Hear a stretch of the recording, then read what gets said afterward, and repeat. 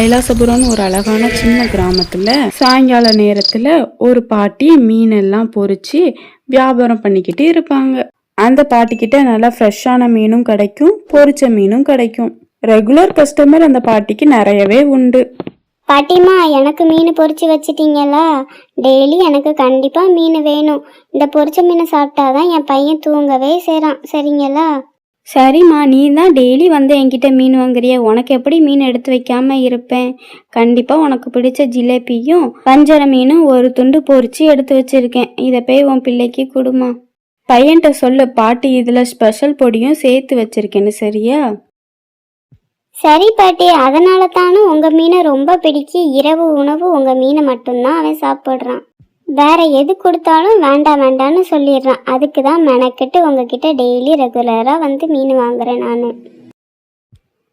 இப்படி நல்லபடியாக விற்கிறனால தான் நிறைய ரெகுலர் கஸ்டமர் பாட்டிமாக்கு இருந்து, இந்தாம்மா உனக்கு பிடிச்ச மீன் இதை நீ கொண்டு போ. அதுக்கப்புறம் கொஞ்ச நேரத்தில் அங்கே நிறைய கூட்டம் வர ஆரம்பிச்சிட்டு பாட்டி கடை களை கட்ட ஆரம்பிச்சிட்டு சீக்கிரமாகவே விற்றுட்டு பாட்டி போயிடுவாங்க.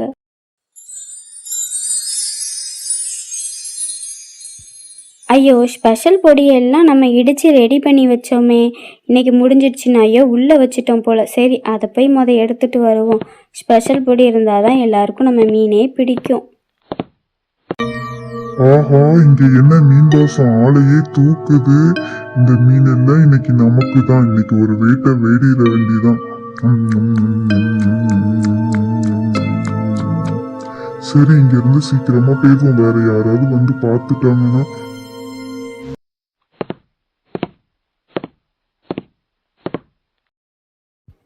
ஸ்பெஷல் பொடியை எடுத்துகிட்டு வர்றதுக்குள்ளே மீனெல்லாம் சாப்பிட்டுட்டாங்களே.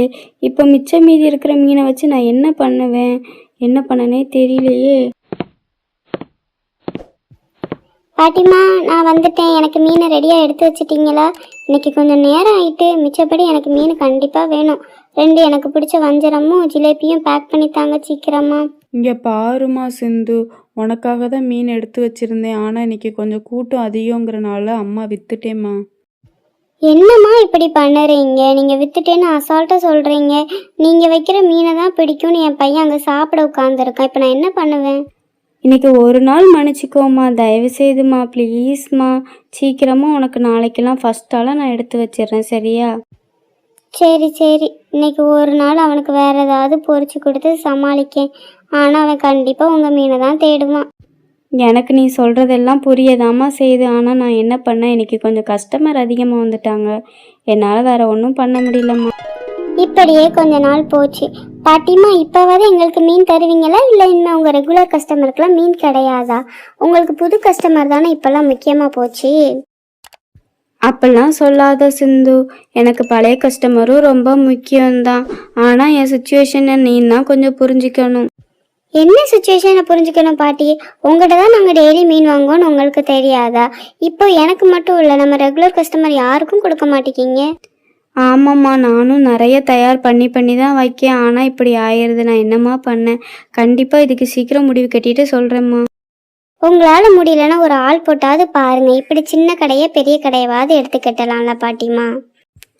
இப்படி சின்ன கடைக்கு வர்றவங்களுக்கு வயிறார மீன் கொடுத்தாலே மனசார நான் சந்தோஷமாக இருப்பேம்மா. இதுவே என்னோட முழு சந்தோஷத்துக்கும் காரணமாக இருக்கும். இதெல்லாம் நல்லா வக்கனையாக பேசுங்க சரோஜா பாட்டி. ஆனால் மீனை கேட்டால் மட்டும் இல்லைன்னு சொல்லிடுங்க ரெகுலர் கஸ்டமருக்கு. இனிமேல் நான் இங்கே வரைய மாட்டேன், போங்க.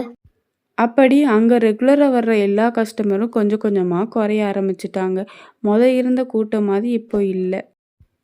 அதுக்கப்புறம் ஒரு நாள் சாயங்காலம் அந்த பாட்டி, இந்த மீனெல்லாம் யாரு தான் திருடுறா, சரி நம்ம இன்னைக்கு ஒளிஞ்சு இருந்து பார்க்கலான்னு ஒளிஞ்சிருந்துச்சு.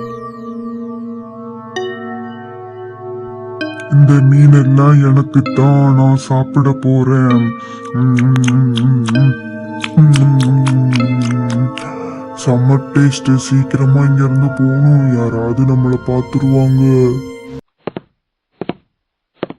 இங்கே நடந்ததெல்லாம் பார்த்த பாட்டிக்கு தலையே சுத்திடுச்சு.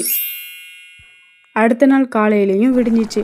பாட்டி மீன் சமைக்க ரெடி பண்ணுறது எல்லாத்துலேயும் உப்பும் உரைப்பும் நிறைய போட்டு கிண்டிட்டாங்க.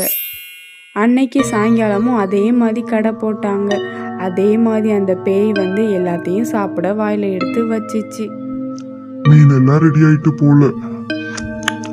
இது என்னப்பா மீன் இப்படி உப்பா இருக்கு? யாருதான் இந்த மீனை செஞ்சாங்களோ? சரி, இத சாப்பிடவே முடியல. தூ தூ தூ இங்க இருந்து சீக்கிரமா போயிருவோம் நம்ம. அப்புறம் அங்கே வந்த பாட்டி இந்த பேய்க்கெல்லாம் ஒரு முடிவு கட்டிட்டு அதோட மீனெல்லாம் தப்பிச்சிட்டு அப்படியே ஒரு 2-3 தடவை பண்ணுச்சு. அதுக்கப்புறம் அந்த பேய் அந்த பக்கமே எட்டி பார்க்கல. இந்த மீன் கடையோட பேய் திருட்டும் முடிஞ்சுது. அதுக்கப்புறம் பாட்டி நிறைய மீன் விற்று எல்லாருக்கும் நல்லபடியாக விற்றாங்க. இப்போ விடுகதைக்கான நேரம்.